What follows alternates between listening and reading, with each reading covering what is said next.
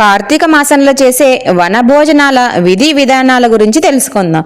కార్తీక మాసంలో ధాత్రీ చెట్టు కింద అంటే ఉసిరి చెట్టు చెంత శ్రీ విష్ణు భగవానుణ్ణి అర్చించిన పూల సంఖ్యను అనుసరించి అన్ని అశ్వమేధ యాగాలు చేసిన ఫలాన్ని కూడా పొందవచ్చు.